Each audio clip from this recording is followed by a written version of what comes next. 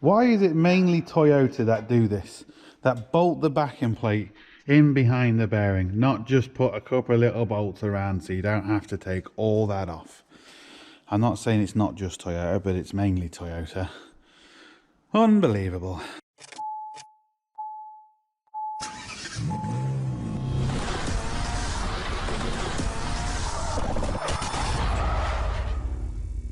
Hello and welcome to another Bodgit and Leggit video. Now we are doing the back plate.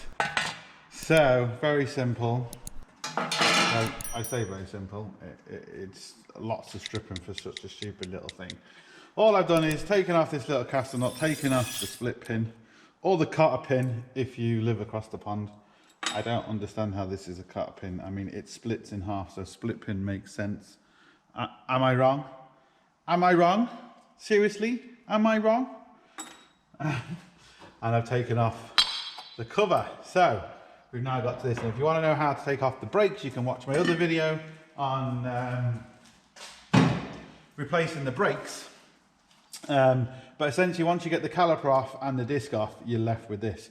We've got to take off this bolt, take out that, and then we can get to the 4 bolts, and then hopefully, fingers crossed, there's a few seals and stuff behind here. It's not, this can be seized in, it's not necessarily straightforward. It can be really difficult for essentially a couple of bolts, but let's get this big boy off first. All right, 36 mil.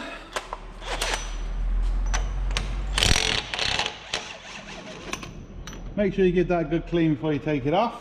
Right, never done one of these before, but lucky enough, the CV joint is loose, it's not kind of seized in there, and this looks like it's all one unit. So what I've got to do is there's 4 bolts in behind here, and they look like 19s, so 18s maybe because it's jacked, but let's get these 4 bolts off. Hopefully they're not too long, and hopefully they will come through here. I'm not sure. If not, we'll have to split this and then we can get that out, but I'm just hoping that the wheel bearing isn't seized into the actual stub. That's what I'm hoping, because on a lot of these cars, not just, but on a lot of cars in general, they are, and they can be really hard to get out. They are the 4 bolts. You can kind of see them there, look. So we're going to get them, get them off. And like I said, I did say 17. I didn't say 18 or 19. Definitely said 17, and they're not too tight. I'm hoping they're going to come all the way off, because that means then we don't have to split this and it is one unit. They normally come wheel bearing like this, one unit, to be honest, but like I said, I've never done one on these before as regards changing the back plate, so we're learning together, people. I'm not worried about these 4 bolts. I'm worried about getting it off. Is it seized onto it? And will this actually...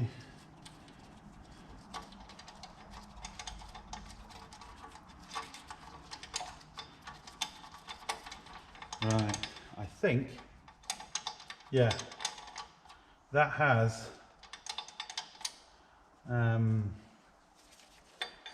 definitely cleared it. Ooh, that was a bit tight.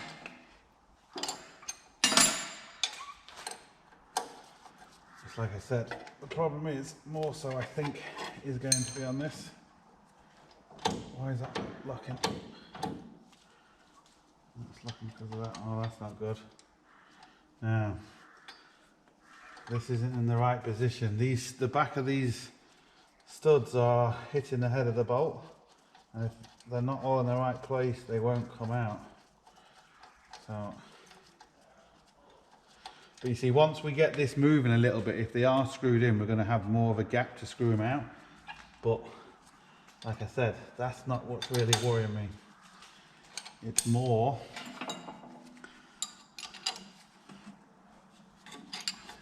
is the wheel bearing seized onto itself.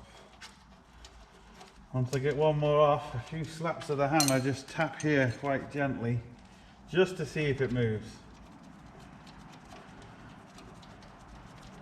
because we might have to start be getting pullers and all sorts on it and just absolutely smashing the shit out of it to get it off. So I'm not looking forward to that. Can use air hammers, but there's no real place to put the air hammer on as such. Alright, is this going to be kind to me? Or is it not?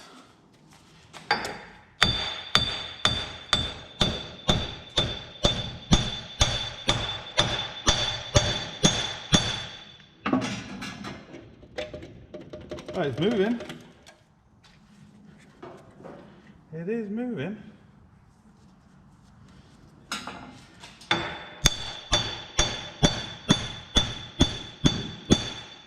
can't hit this side. Oh. I'm replacing that, so.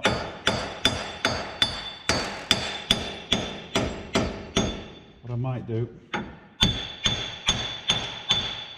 might get the air chisel, because don't really want to be hammering that, even though I'm not really smacking it, but hey, it's loose. That is a good sign. But the air chisel's going to work a lot better. Hopefully this will make light work of it. That's what I'm hoping. But there's no guarantee for that either.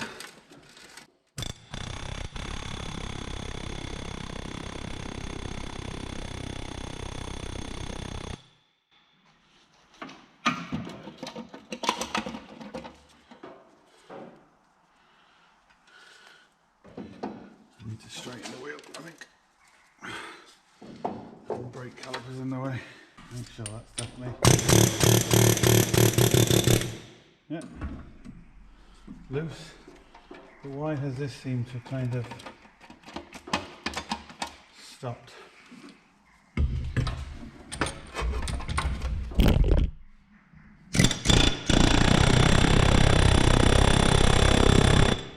That's why it needs to come from both sides. Fucking come on.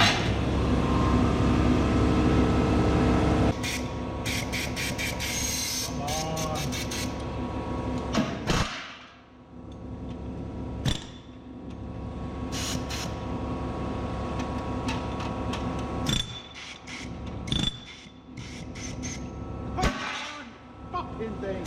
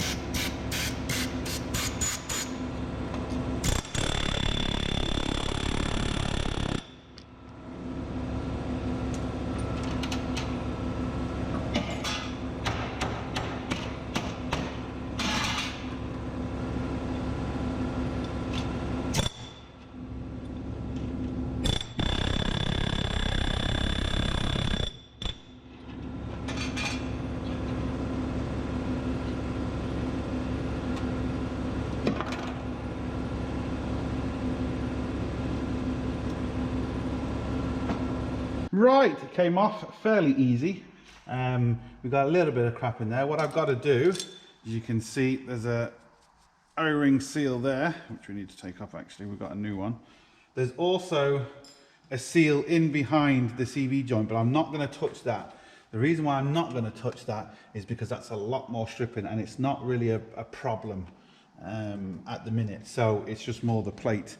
I need to clean all in around here I need to clean all in around there, but I have to be very, very careful of the ABS sensor, which is just here. You can see, and you can actually see it's all broke. And it's all broke from rust jacketing. Look at that. That is a prime example of rust jacketing. You can see the rust has got in behind that and lifted up the sensor and broke it. It's still working, it's still in there, but that is a prime example of rust jacketing at work. So let me clean all this inside here with wire brushes and you know, the drills and all that sort of stuff, get it nice and clean, just so the wheel bearing, and clean this surface as well. Clean this surface as well and get it nice and clean, so when it goes back on it's going to be nice and flat. We've got the heater on because it'll freeze the balls off a brass monkey. And does anyone know what a brass monkey was and still is, where the expression came from? It's a nautical expression if you didn't know, but yeah.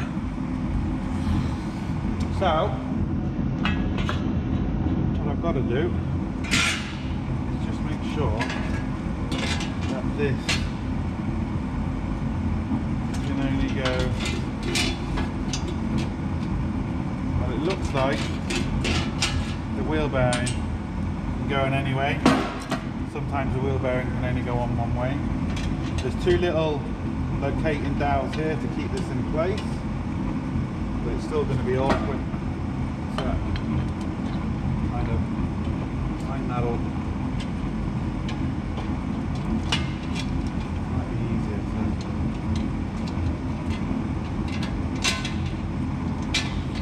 line it up like that. Right. What do you think?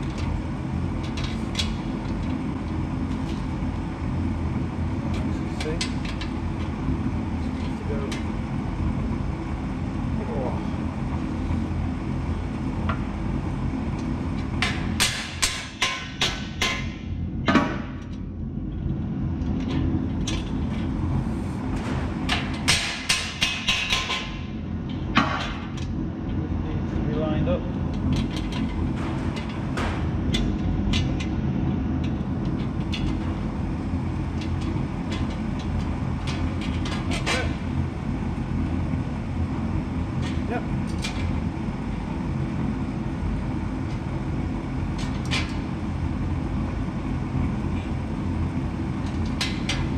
Like everything, you got more than one bolt.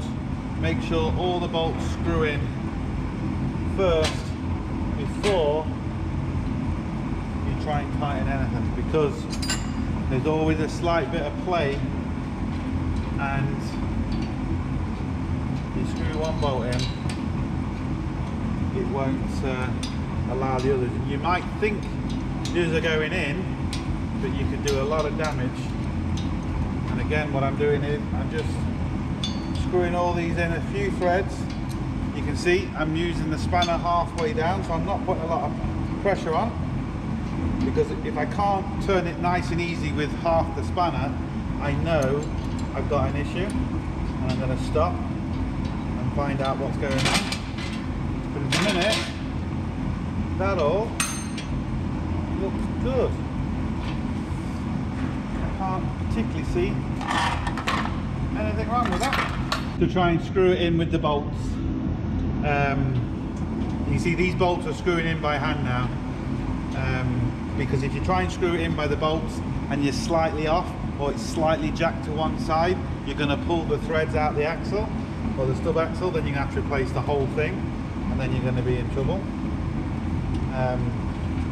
So don't be tempted doing that. Just make sure it goes in, and this is going in all the way, which is good. I also put the seal back there, the little O-ring. I just stopped water going in there and causing even more problems. If that little seal goes, there'll be a lot of water goes in there, and this thing is going to be seized, and it's going to be a nightmare to get off. We were lucky it wasn't too bad getting it off, so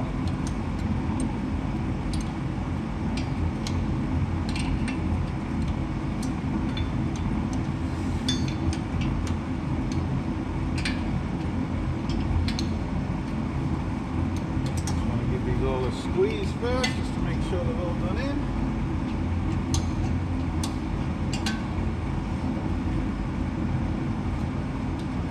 Which they have. Oh. Make sure it still spins.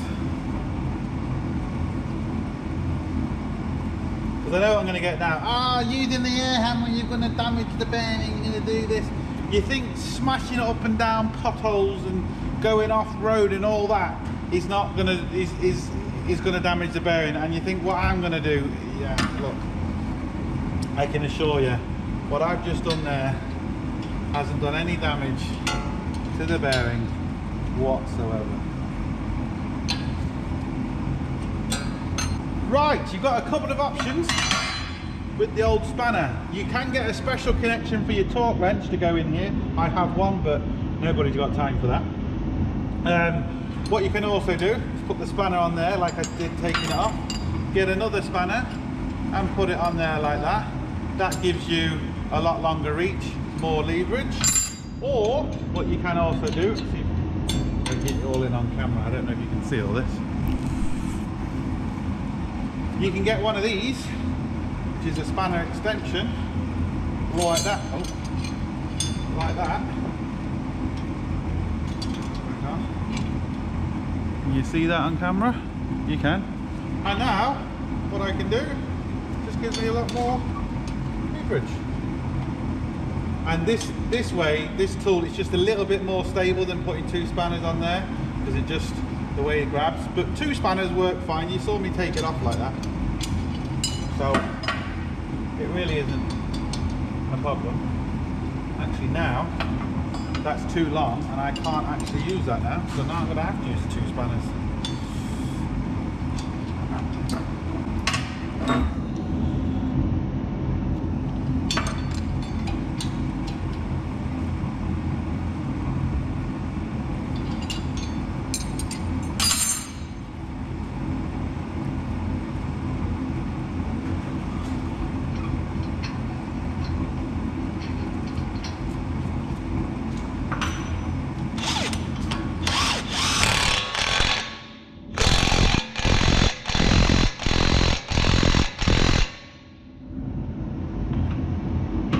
Couple of bugger duggers, oh, just catch the bolt from falling.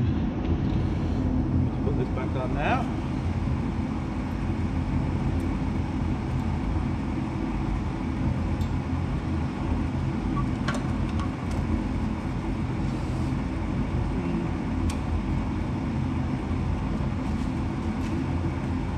Go down there. Get down there. Where are you going down there? Hasn't lined up on the bottom side. So, do this again.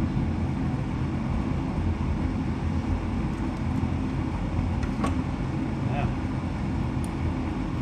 there we go. Now lined up.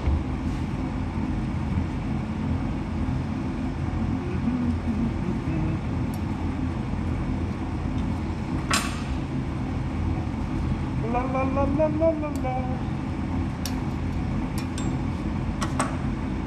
Now this was already like this when I got to it. So someone's had this off before and damaged it. Which, to be fair, you do kind of have to damage to take it off, but like you could make that a lot better with a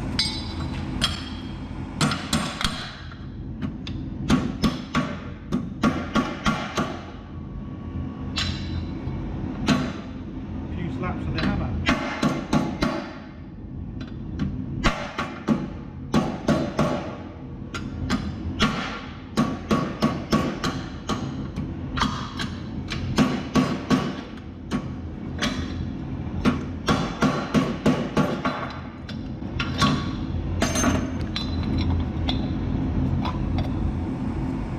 It's better.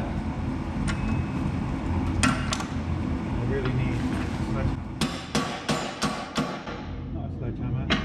I need to get a punch in there and just make that a bit better. It's just a few little extra things. It's slightly out of shape, but if I put this end in first, what I'm hoping, I should be able to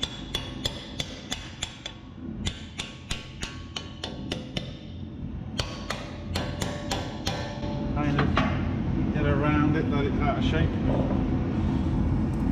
know what I mean?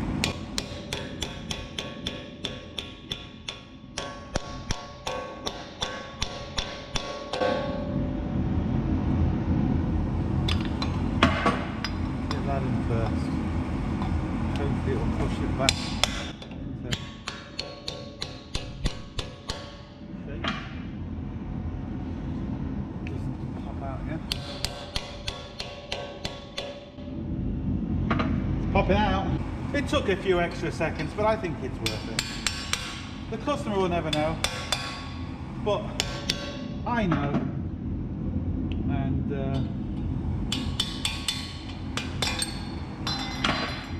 well, I say that, I might regret trying to do this.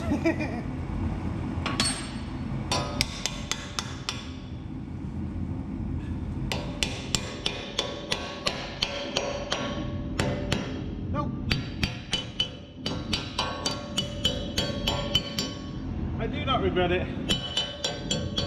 And look at that. It's actually sealed. I mean, it really didn't do anything anyway, but in the sense of with all the holes, it didn't affect the inside of it. But I just, look, it's just, I know it's now done. It's still not great, but it's a million times better. Right, I'm going to clean all this up now with the wire wheel.